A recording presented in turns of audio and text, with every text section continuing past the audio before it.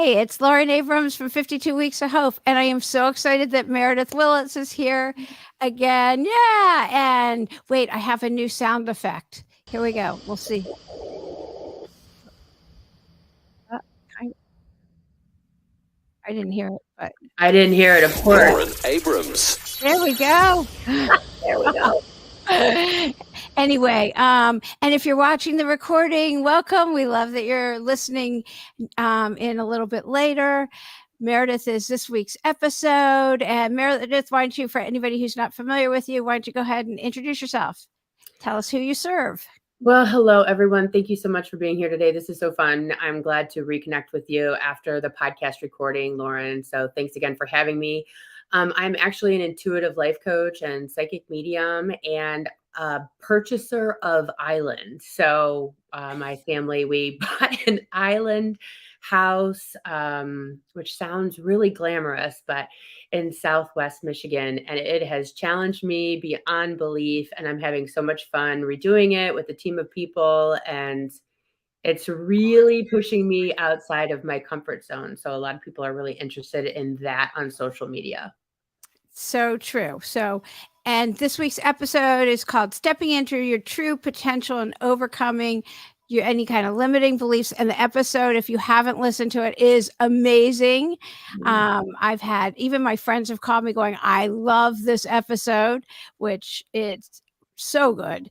But let's talk about getting rid of negative self-talk, because you definitely know that, especially with buying the island and everything going on. I'm sure that plenty of times you're like, what the hell am I doing?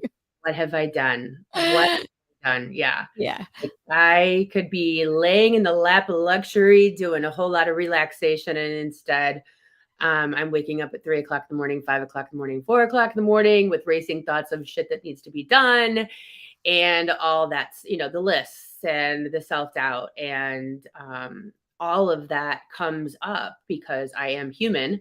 And really how I can balance that that stuff inside of my own head, recognizing that, when I get in that space of fear or negativity, I really have to kind of talk myself off the ledge and just say, hey, everything's fine. Nothing has changed from an hour ago. These are swirling thoughts. And, what is the reality of the situation? Where are you at in the reality versus the fear and the fear mongering yourself and the forethought for what might be down the line. And I've just really started to recognize how much power my thoughts have as far as the minute by minute daily task of getting through something that I have never done before, like taking on a project like this, and how much power I actually have over my own happiness and contentment just by way of switching up the way I'm feeling about myself and my experience in the exact moment I'm in. I think it's so amazing because, fear is false evidence appearing real, is what I was told. Keith totally gets it and understands. Kathy says, nice to see you both. And, it's walking through the fears is how we grow. And you're such a great example of doing just that and of manifesting a dream. Yeah. Like where you come from, which you talk about on the episode, and where you are now is night and day. From being a stay-at-home mom for, 20 plus years, 25 years, like dabbling, right?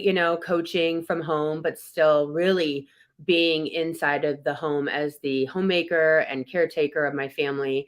And now I've been living primarily in Michigan for the past 3 months. And my husband has been handling the kids and the sports and the driving and dinners.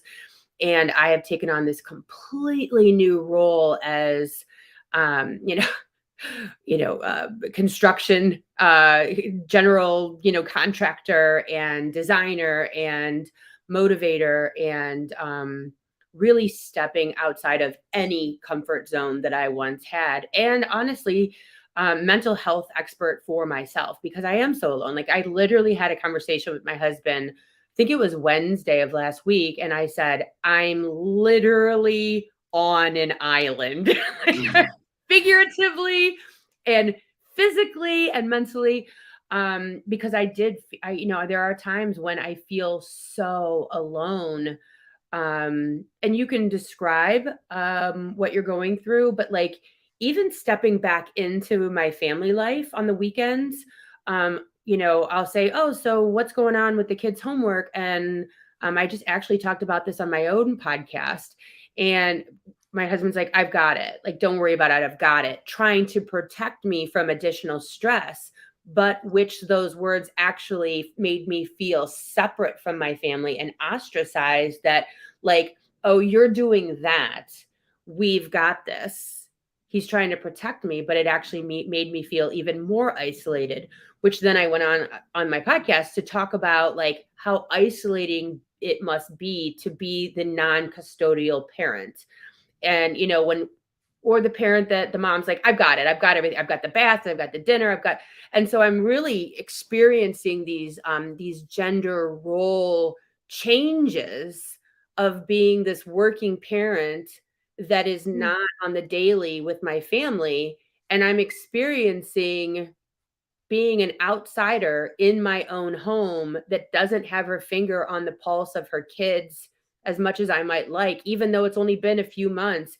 It has been so jarring and such an adjustment. So when I tell you this island has changed me, it has given me so much perspective of working with men, being in charge of men on the daily on the construction site, to being, that working parent vibe, which I've never experienced before. Like, I've been the one that says, oh, I've got baths. Oh, I know what's going on with the kids. Oh, don't worry about it. Just go to work, et cetera, et cetera.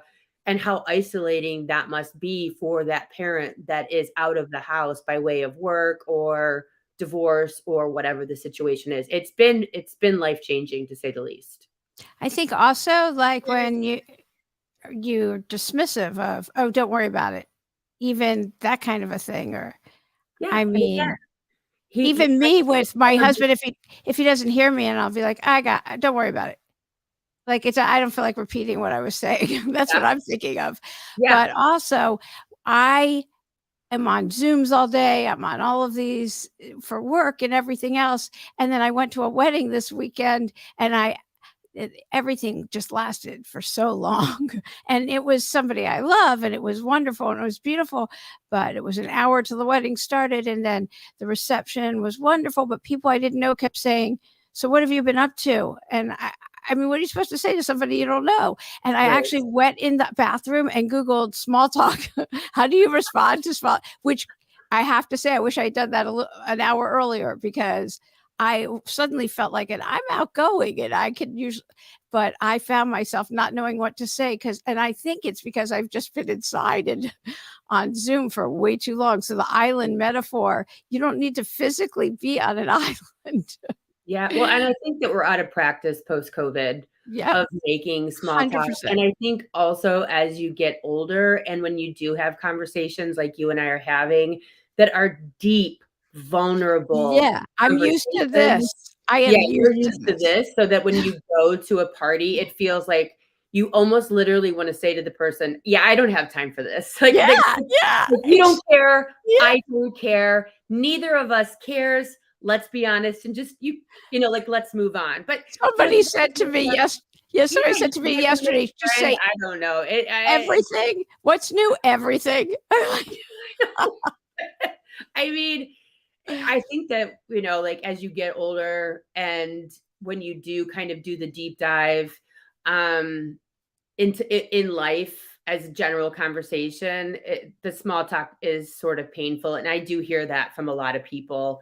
That they just don't have time for the BS. And it's like, yeah, I mean, like I could usually tell within about 4 seconds if someone's my person or not, like if we're going to have a good conversation. So it's like next, and that sounds awful. I think I know, but I so get it.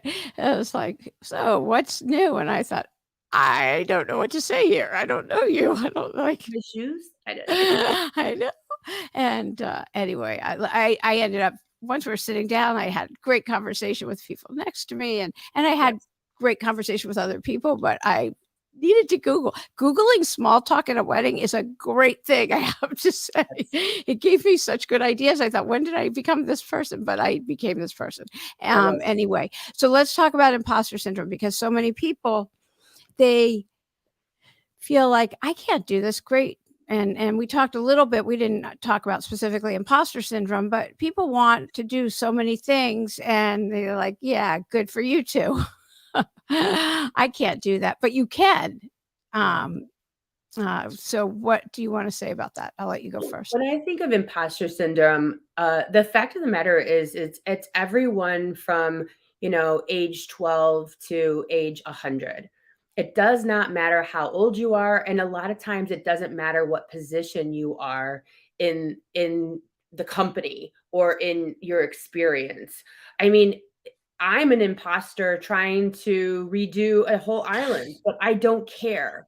You know what I mean? So, like, imposter has more to do with outside eyes looking at you versus how you necessarily feel about yourself. So, I think if we can switch the mirror back on to ourselves from ourselves instead of using the world to quantify our worth, I think that's the beginning of like imposter syndrome literally just falling by the wayside. Because what you're actually talking about is, I don't believe I fit in here based on someone else's gaze, right? So if we remove this someone else and you just say, you know what, I'm going to own this, I'm going to try this, we're going to do this, I'm going to make this happen. And that matters to me. And I've done the work to get at least partially to this moment. Like as I've moved into the island of doing this, I'm looking back on all the things I've ever done in my life that has prepared me for this moment, even if they were just, having replacement windows done or picking out carpet colors or paint colors. It sounds stupid, but it helps me to kind of own where I'm at in the process and how I belong in this moment. And I also believe that we are everywhere we're supposed to be at exactly the right time and space and all of that stuff. And if you have faith that you're where you're supposed to be, that imposter energy falls away because you're like, no, I own this. No, I'm exactly where I'm supposed to be. And so even if exactly where you're supposed to be changes tomorrow because you get fired, then that is exactly where you're supposed to be. Yeah. And that's okay too. So I think it's really important to use yourself at all times for all reasons. Use yourself as your mirror and stop worrying. Everyone else that you think is watching you. Oh my gosh, I one time applied. I don't know if I talked about this, but I applied for a job at a law firm. And did I talk about this on your podcast? No. I applied for a job at a law firm and they're like, do you know how to use a dictation machine? Do you know how to type? Do you know how to do it? And I like sort of knew how to type because I had gone to college, but I didn't know anything else. I'm like, yep, I know. Yep, I know. And I know how to do all that stuff. Yep, I've done all this stuff. And it's like, I figured it out in a week. Like it's you push the pedal, you hear it in your headphones and then you type. I wasn't great at it, but I could do it. And so most of the jobs, most of the things that you're doing are going to be in real time. Now, granted, we don't want to do this if we're a doctor or a lawyer, you have to have credentials, but so many of these things, you're going to get on the job training or in life training. So just go for it. Like, trust me, I talk to CEOs all the time who have imposter syndrome. It's a waste of time. Yeah. I mean, Michelle Obama talked about it. Sheryl Sandberg, it's in her book. Yeah. Meryl Streep said no matter what movie she makes, she's like, now they're going to find out I can't act. Yeah, exactly. Like, I mean, you're in company of very high performing people if you have it. So yeah, you have to feel it and then move on. Name it, claim it, and feel it, and then walk through it. And then you get to show someone else, yeah, you can do that. Get to be of service to others with it. So exactly. Yeah. Exactly. So if somebody isn't sure what it is they want to do, but they have this feeling that what they're doing isn't what they're here and what their purpose is, how would you help them get clear? One of the biggest questions that I get from like one-off appointments with people is they don't know their purpose. They feel stuck. They don't know what, they should be doing with their life. And when I have that question from people, it's usually based on the fact that where they've been and where they're headed, and they're kind of on the bubble. They're inside of the pause. And so the life that they've had, either with a partner or a career or even in the location that they live in, for whatever reason, it doesn't fit anymore. That jacket doesn't fit, that jacket of life, right? And so they're like slowly taking off that jacket of their past, and they're like, I just don't know what I'm supposed to do in the future.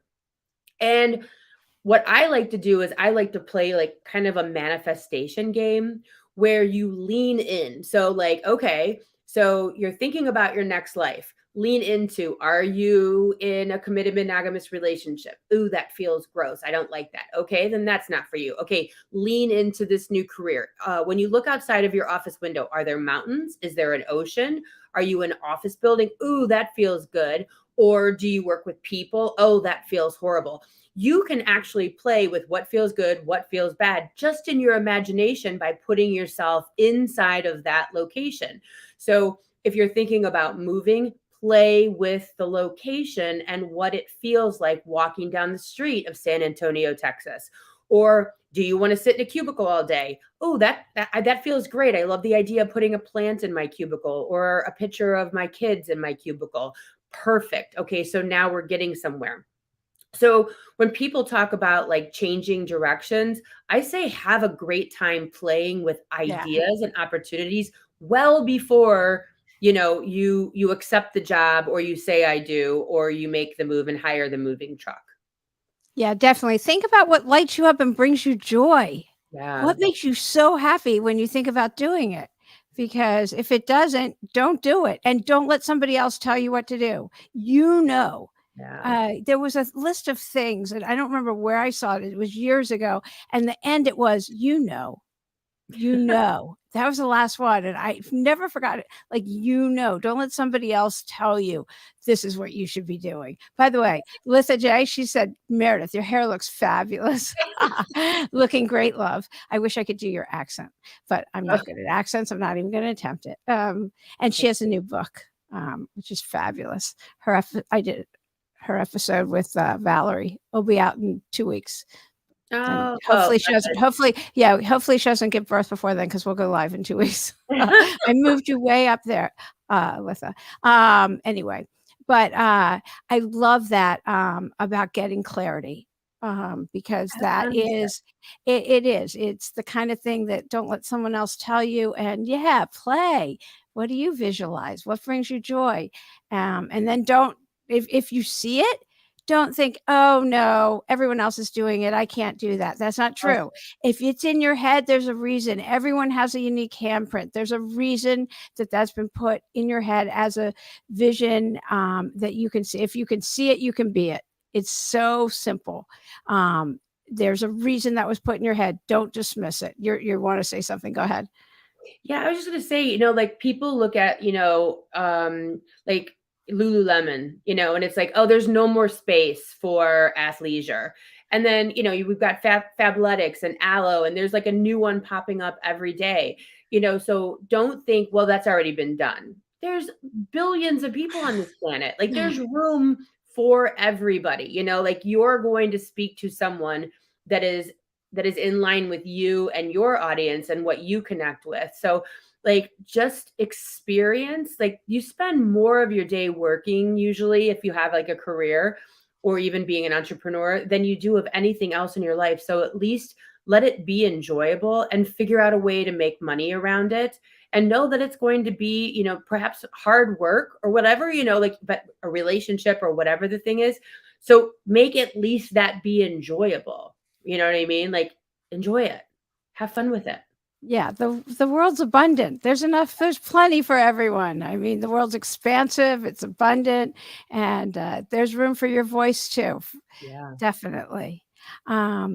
Is there anything else before we end that you would like to say? I just think that the best thing that people can do to really energize their life, I was actually just talking to my brother about this concept of the zest for life. And that the zest for life, I believe, is the key to living, and the key to living well, and the key to living longer. And I believe that that zest for life is about being in a space of creation and creativity, and like looking forward to the next day. And I think that people don't put enough emphasis on making the next day what they want it to be, to encourage the zest for life. You know what I mean? Like, you need to encourage that zest for life inside of yourself so that you want to keep living. You want to be excited about waking up tomorrow. And I think that that is really what people are missing today, is they are looking for that zest of life. And so I would say to you, like, keep trying out new things. Like, I would have never thought that this was going to be a part of my path, this island. I would have never thought 20 years ago that I'd be doing podcasting and coaching and writing a book and all these other things. And so, like, the more you put yourself out there, the more you try new things, the more you say yes, the more you experience, that zest for life will come to you. You will find it. And then the people that are there to like kind of make it all happen will show up. And it's just kind of miraculous when it all fills in and finds itself. And I just think that people aren't having enough playfulness being human. And the more playful you are, the more life starts to show up for you. Yeah, absolutely. And we do, my friends and I, we do daily gratitude lists that we exchange with each other. And it just keeps us grateful. So, gratitude and vibrating at that frequency and staying in a bliss consciousness, it's definitely makes us excited for each day. Definitely will make you excited. I love this. I love your episode. I was listening to it and somebody goes, what is that? That we're just overhearing. And they were just instantly enthralled. It is so good. It is chock full of, I kept saying, that's a soundbite. I mean, it's just, I love your verbiage, the way that you just seem to summarize life and life lessons and give such good tools. So I appreciate that we got to do this again and go live. If you haven't heard the episode, I can't rave about it enough. It's so good, and it's just out this week. Well, thank you so much for having me back again live. This is super fun. And thank you so much for having me on the podcast. I had a great time talking about all of our different snippets and topics and all that good stuff. So always a good conversation. And this is just a great place to be able to be vulnerable and open and kind of just go at all the different fun topics. Yeah, and all of Meredyth's links to everything are right below in the show notes and on YouTube and everywhere else. So, or on the website. So, thank you so much for doing this. Thanks, Lauren. I appreciate it. Yeah.